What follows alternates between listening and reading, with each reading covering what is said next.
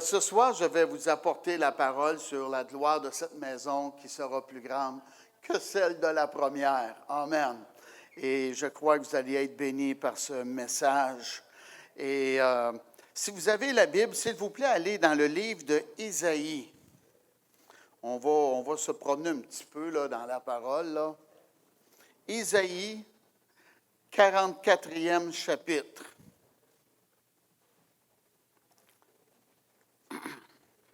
Il y a le prophète Jérémie qui a parlé qu'il y aurait une résurrection, rebâtir. Et Dieu avait prophétisé cela et que le peuple de Dieu serait relâché. Vous savez, Dieu connaît le futur, hein? Et nous et la planète Terre devraient étudier la Bible. Pourquoi aller voir les tireuses de mon aventure et tireuses de cartes, là? Hein? On est des créations de Dieu et Dieu nous parle à travers sa parole. Amen. Si votre auto est brisée, vous n'allez pas voir une tireuse de cartes pour savoir comment sortir le CD. Hein? On a un manuel. On a un manuel qui nous informe comment opérer avec notre auto. Et c'est la même chose avec notre vie. La parole de Dieu nous éclaire. Amen. Merci Dieu. Et ce soir, bien, je vais vous parler d'une personne que Dieu avait attitrée. Oui, attitrée pour une tâche particulière. Allez voir, s'il vous plaît, dans Isaïe 44, commençons au verset 26. Ça dit, « Je confirme la parole de mon serviteur et j'accomplis ce que prédisent mes envoyés. Je dis de Jérusalem, elle sera habitée, et des villes de Juda, elles seront rebâties, et je relèverai leurs ruines. » OK? Dieu, il est après prophétisé, il parle de Jérusalem qui a été détruit, là. OK? Et on continue. « Je dis à l'abîme, dessèche-toi, je tarirai tes fleuves. » Ah! « Je dis de Cyrus, il est mon berger, et il accomplira toute ma volonté. Il dira de Jérusalem qu'elle soit rebâtie, et du temple qu'il soit fondé. » Cyrus était un roi, puis il a lu dans l'Ancien Testament, « Hey, mon nom est dans l'Ancien Testament, Cyrus. » Et ça dit que je vais rebâtir le temple. Wow! C'est une bonne affaire, ça? Pour ceux qui connaissent mon témoignage, moi, je suis venu au Seigneur et je ne pensais pas que Dieu pouvait me sauver, me faire grâce, parce que je pensais que j'avais été trop un grand pécheur. Ah oui. Et j'écoutais un prêcheur criard à la radio. Puis il a dit, « Aussi loin que vous entendez ma voix, Dieu vous aime. » Et moi, là, je suis là dans la maison et j'entends ça. Et je me dis, sont-tu chanceux, eux autres? Dieu les aime. Eh oui. Mais pas moi. Moi, c'est trop tard. Ouais. Le diable, il devait rire dans sa barbe, il devait être content. Hein? Là, on l'a bien pogné, celui-là. Mais j'ai découvert, moi aussi, mon nom dans la Bible. Ben oui. Eh oui, c'est beau, hein? Jean 3,16. « Car Dieu a tant aimé le monde qu'il a donné son Fils unique, afin que quiconque, à l'exception de Daniel W. Poulain, ça? Ah! Diable menteur! Car Dieu a tant aimé le monde qu'il a donné son Fils unique, afin que quiconque, mon nom est dans la Bible, quiconque, votre nom est dans la Bible, quiconque, alléluia, pas d'exception, quiconque, amen. Et en passant, si le bon Dieu m'aurait donné un coup de pied dans le derrière, là, c'est le Saint-Esprit qui m'attire à Jésus. Hein? Amen. Et c'est ça, je suis né de nouveau, né de Dieu. La parole de Dieu, mon nom est dans la Bible avec quiconque. Et Cyrus a vu son nom, lui aussi. Puis là, ça disait, tu vas reconstruire le temple. Wow! Amen.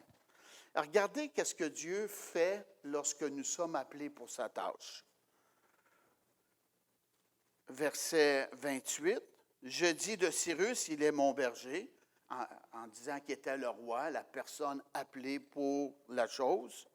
Et il accomplira toute ma volonté. Il dira de Jérusalem qu'elle soit rebâtie et du temple qu'il soit fondé. Voici, j'ai une mission.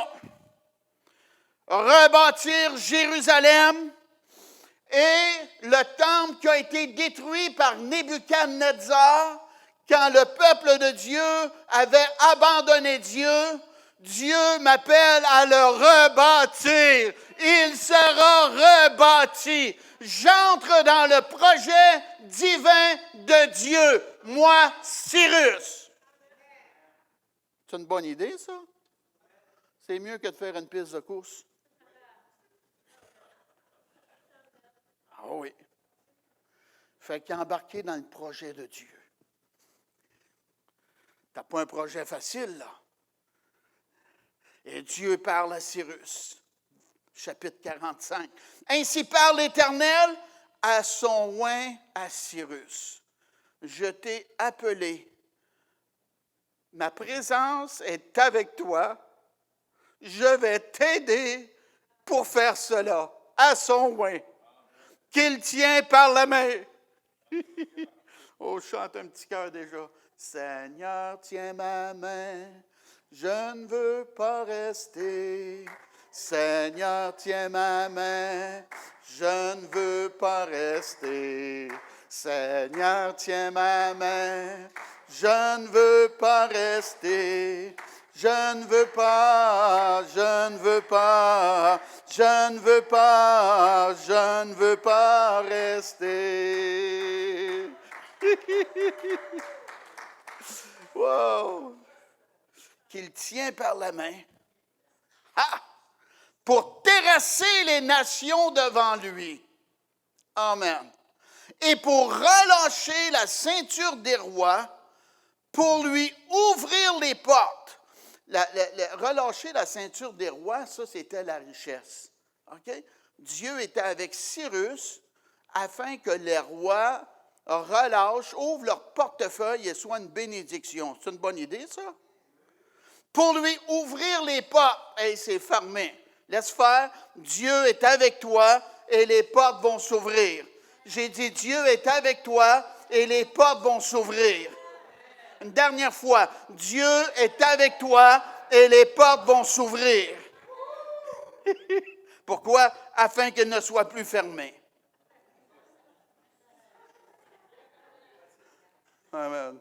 Dieu aussi est simple. Hein? Verset 2. Je marcherai devant toi, j'aplanirai les chemins montueux. Les côtes, là, hein, qu'est-ce qui n'est pas facile, là?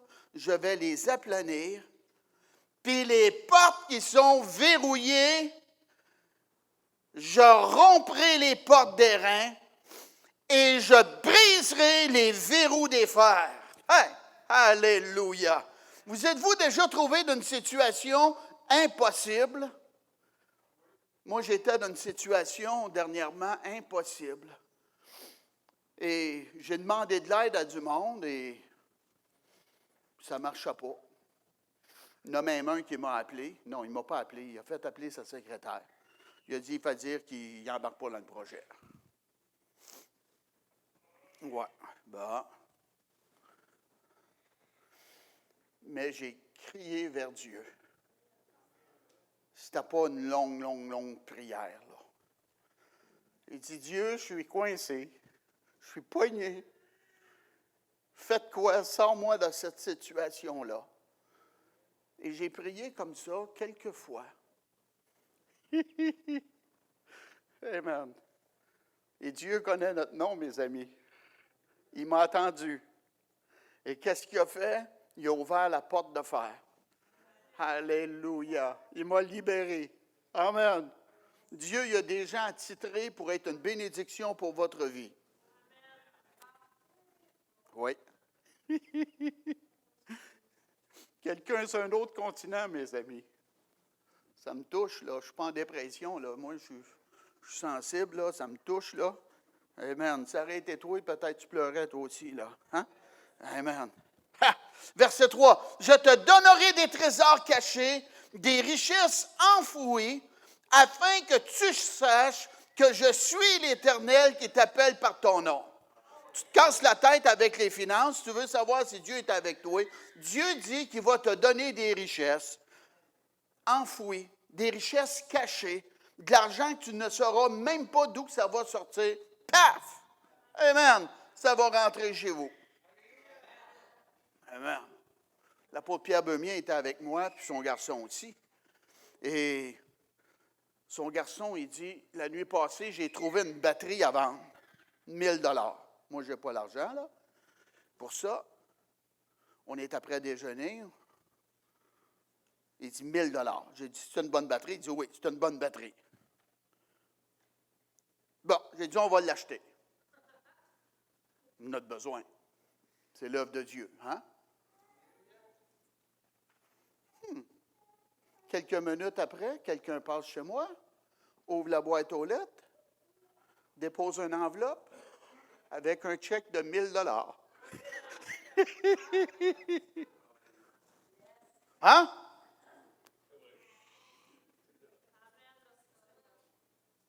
Des richesses cachées, enfouies. Amen. Gloire à Dieu. Merci Dieu. Fait que c'est ça, Cyrus a découvert qu'il était appelé par Dieu pour son service. Allez maintenant, je ne veux pas vous ennuyer à soir, là. OK? Allez maintenant dans le livre de Esdras. Je cherche ma place. Esdras, premier chapitre.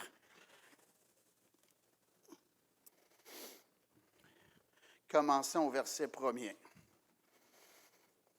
La première année de Cyrus, roi de Perse, afin que s'accomplisse, ça c'est bon là, la parole de l'Éternel prononcée par la bouche de Jérémie. L'Éternel réveilla l'esprit de Cyrus. Il a fait un réveil en lui. Avez-vous besoin d'un réveil? C'est Dieu qui apporte ça dans notre vie. Roi de Perse, qui fit faire de vive voix et par écrit cette publication dans tout son royaume. On continue. Ainsi parle Cyrus, roi de Perse. L'Éternel, le Dieu des cieux, m'a donné tous les royaumes de la terre. Tant mieux pour lui. Et il m'a commandé de lui bâtir une maison à Jérusalem en Juda. Il veut que je construise le temple. On continue. Qui d'entre vous est de son peuple? Que son Dieu soit avec lui et qu'il monte. Jérusalem en Juda et bâtisse la maison de l'Éternel, le Dieu d'Israël. C'est le Dieu qui est à Jérusalem. Gloire à Dieu. Verset 4. Dans tout lieu où séjournent des restes du peuple de l'Éternel, des restes, c'est des gens qui n'étaient pas morts. OK? les gens du lieu leur donneront de l'argent, de l'or, des effets et du bétail, avec des offrandes volontaires pour la maison de Dieu qui est à Jérusalem. Verset 5. Les chefs de famille de Juda et de Benjamin, les sacrificateurs et les Lévites, tous ceux dont Dieu réveilla l'esprit, se levèrent pour aller bâtir la maison de l'Éternel à Jérusalem. Merci Dieu. On continue. On va dans le livre de Agé, s'il vous plaît. Agé. Amen. Et là, bien, 70 ans ont passé et le roi a relâché le peuple qui était sous sa domination. 70 ans ont passé. On vous relâche. Vous pouvez retourner dans votre pays, rebâtir Jérusalem, rebâtir le temple. Et là, il y en a qui étaient là. Ils ne tombent pas vraiment. Ça m'en aller dans la poussière, puis entendre des coups de marteau, puis travailler, puis avoir la goutte au bout du nez. Ça ne m'intéresse pas, moi. Je suis installé ici avec ma famille. Là. On est bien, on a une belle maison, puis on travaille, puis on mange. Pas besoin de retourner là, on est déjà installé ici. Bon. Il y avait besoin d'un réveil, eux autres. Mais il y en a d'autres qui ont dit, je suis un Juif. Je ne suis pas appelé à vivre parmi les Babyloniens. Je ne suis pas appelé à être vu comme un esclave du roi. Je suis un Juif. Et Dieu a promis qu'on vivrait la liberté. Et maintenant, il y a un cri qui a été fait et on peut retourner à la maison. Oui, moi j'embarque dans le projet de Dieu. Je ne veux plus vivre parmi les Babyloniens et être vu comme un esclave et être mal perçu parmi les gens. Je suis un Juif, Dieu m'a ouvert une porte et je dois aller accomplir la mission de Dieu. Je ne peux pas m'asseoir, moi, là, à la maison. Amen. J'ai un feu à l'intérieur de moi. J'aime ma nation. J'aime mon peuple. J'aime mon Dieu. Amen. Je ne suis pas capable de vivre comme un étranger ailleurs. Donc, je me lève et je m'en vais pour me soumettre à Dieu et rebâtir Jérusalem et rebâtir son temple. Alléluia. Merci Dieu. Amen. Et là, bien, une fois qu'ils sont rendus dans leur pays, sont concernés pour leur maison. Ouais. Ah ben oui. Écoute, là, moi j'ai une famille, des responsabilités. Avant de construire le temple, à m'occuper de ma famille. Hein? Ouais. Fait que c'est ça. Je vais construire ma maison, puis je vais m'occuper de ma maison, puis m'installer, m'avoir un travail, faire de l'argent. Et à part de ça, le Seigneur comprend. Hein? Il veut qu'on prenne soin de nos enfants. Bon, OK. Mais les années ont passé.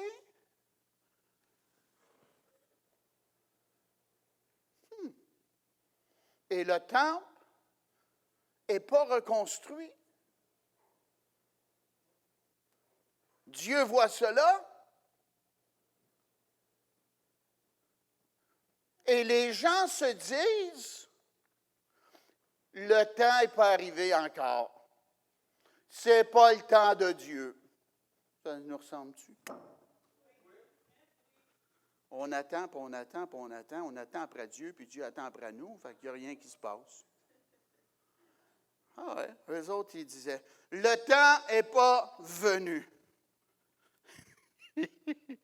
Regardez au verset 2.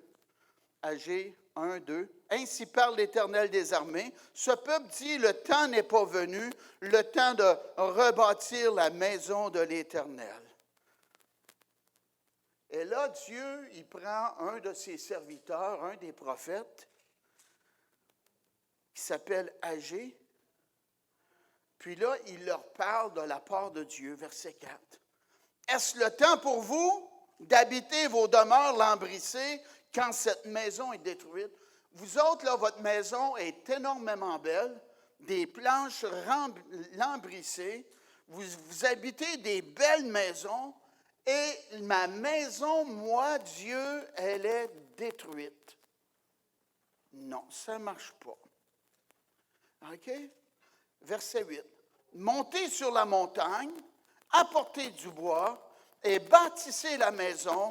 J'en aurai de la joie et je serai glorifié, dit l'Éternel. Amen. Dieu, c'est ça. Il veut que son Église soit en bonne santé. Hein? Oui. Et que son Église soit trop petite et qu'on ait plusieurs cultes. Hein? Et que les politiciens soient dérangés de voir son Église s'accroître. Hein? Ouais. Ah oui. Dieu dit qu'il va y avoir de la joie. Amen. Moi, je veux rendre Dieu joyeux. Y en a-tu qui m'accompagnent? Hein? Amen. Le diable aimerait qu'on barre la porte. Hein? Et que l'Église Salut et Délivrance devienne un musée pour vendre des vieux cadres. La bâtisse ici n'a pas été construite pour ça. Pour prêcher la parole de Dieu, faire des disciples de Jésus. Amen. Et on va continuer à faire ça. Et l'Église va continuer à s'accroître. Et Dieu va avoir de la joie. Et Pasteur Poulain va avoir de la joie. Et vous aussi, vous allez avoir de la joie. Pareil comme le peuple de Dieu. La Bible nous dit, plus on les oppressait, plus ils se multipliaient. Apparemment, les semaines là, les plus efficaces dans la vie d'un travailleur journalier, savez-vous c'est quand? Oh, vous faites semblant, vous ne savez pas, là? Avez-vous peur de vous faire avoir, là? C'est 2 semaines avant ses vacances. Ça a l'air que là c'est 2 meilleures semaines de paye pour l'année. C'est ça. Oui. Fait que, c'est ça. Dieu nous appelle à construire son Église. Amen. Et on continue. Verset 12. Zorobabel, fils de Shittiel, Josué, fils de Jotzadak, le souverain sacrificateur, et tout le reste du peuple attendirent la voix de l'Éternel leur Dieu et les paroles d'Agé le prophète selon la mission qu'il lui avait donnée l'Éternel leur Dieu. Des dirigeants ont attendu le prophète de Dieu parler, donner la mission, OK? Et la Bible elle nous dit que le peuple fut saisi de crainte devant l'Éternel. Qu'est-ce que ça veut dire, ça? Ça veut dire que la parole de Dieu qui avait été portée, elle a porté du fruit dans le cœur des gens. Les gens n'ont pas fait la sourde oreille. Ils ont dit, Agé, là, tu as mis le doigt sur le bobo. C'est vrai que j'étais paresseux. C'est vrai que ma maison est vraiment belle. Et le temple de Dieu fait vraiment dur. C'est d'un déshonneur pour Dieu. Et c'est pas correct qu'est-ce que j'ai fait. Je me repens, mon Dieu, pardonne-moi. Je veux changer ma façon de vivre. Je veux rebâtir ton temple, oh Dieu. Amen. Une sainte crainte est arrivée dans leur vie pour accomplir la mission de Dieu. C'est une belle affaire, ça, à voir? Croyez-moi. Amen. Et Dieu dit, « Je suis avec vous, dit l'Éternel. » Et là, il y avait un gouverneur. Amen. L'Éternel réveilla l'esprit de Zorobabel. Amen. Gouverneur de Juda. Et l'esprit de Josué, fils de Jotzadak. Un travail d'équipe. On n'est pas appelé à travailler tout seul. Travailler en équipe. Amen. Le souverain sacrificateur, un dirigeant spirituel, religieux, et l'esprit de tout le reste du peuple. Là, il y a eu un réveil dans le cœur des gens qui aimaient Dieu et qui voulaient bien faire. Dieu a fait un réveil dans leur cœur et ils se sont mis à reconstruire la maison de l'Éternel, désarmer leur Dieu. Amen. Et je continue, chapitre 2. Le 21e jour du 7e mois, la parole de l'Éternel se révéla par Agé le prophète en ces mots. Affermis-toi là, moralement. La parole de Dieu nous enseigne.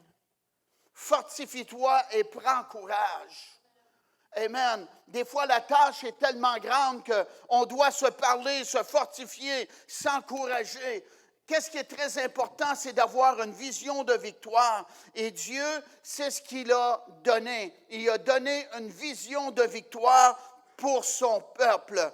Verset 4, maintenant, fortifie-toi, Zorobabel, dit l'Éternel. Fortifie-toi, Josué. Fortifie-toi, peuple entier du pays. Gloire à Dieu. Et je vous dis ce soir, fortifie-toi dans le Seigneur. Prends courage. Lève tes yeux vers le Seigneur. On est ici comme ambassadeurs de Christ, enfants de Dieu. Alléluia. On est ici afin que le royaume de Dieu s'établisse ici dans la province du Québec.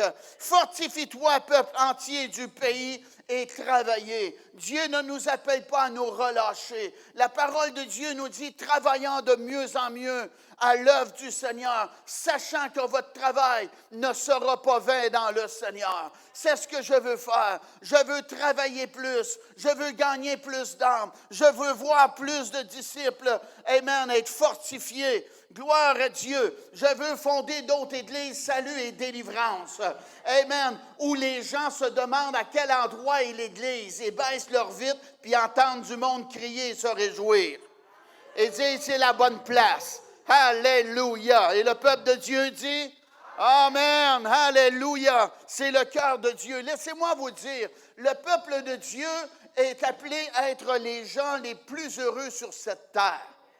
Amen. Quand ils ont été relâchés de la main de Pharaon et que Dieu a ouvert la mer rouge, amen, ils ont passé, la Bible nous dit, à pied sec à travers la mer. Amen. Et Pharaon, lui, il se trouvait intelligent. Hey, on va prendre le même chemin. Mais c'était pas ouvert pour lui, c'était ouvert pour le peuple de Dieu pour le délivrer. Et qu'est-ce qui est arrivé? C'est qu'une fois que le peuple de Dieu a passé, Pharaon a voulu faire la même chose, mais Dieu a refermé la mer et Pharaon a été englouti avec son armée. Et le peuple de Dieu dit Amen. Écoutez bien ça. La croix de Christ est pour les gens qui ont mis leur confiance en Jésus et ils ont reçu de très grandes victoires dans leur vie. Alléluia. Ça ne me dérange pas quelle faiblesse, quel péché tu peux avoir dans ta vie. Dieu est capable de te délivrer. Si seulement tu as une bonne volonté, alléluia, amen, les portes des verrous vont éclater, les chaînes vont tomber et tu vas rentrer dans la liberté. Le peuple de Dieu dit Amen. Mais la même croix qui apporte la délivrance, la victoire aux croyants, a vaincu Satan le diable et tous les démons. Alléluia. La parole de Dieu nous dit cela. Vous pouvez voir cela dans le livre de Colossiens. Amen. Il a anéanti. Dans le livre de Hébreux, ça nous dit, celui qui avait le pouvoir de la mort, c'est-à-dire le diable, Jésus l'a anéanti. Alléluia. Pharaon a été englouti et Satan est vaincu par la croix de Christ et le peuple de Dieu dit Amen. Alléluia. L'apôtre Paul a dit, je n'ai point honte de l'Évangile, c'est la puissance de Dieu pour le salut de quiconque croit. Amen. Pour le salut de quiconque croit.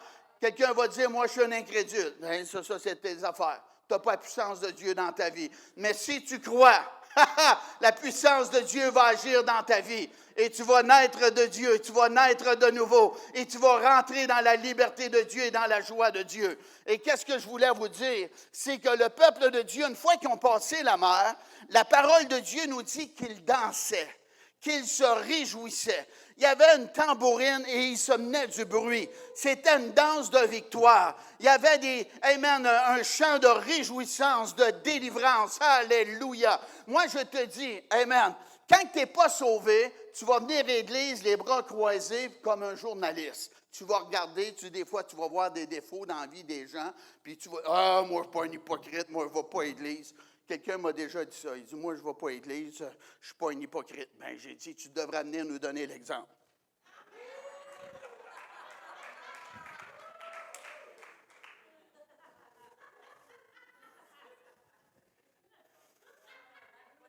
C'est si bon que ça, viens nous donner l'exemple.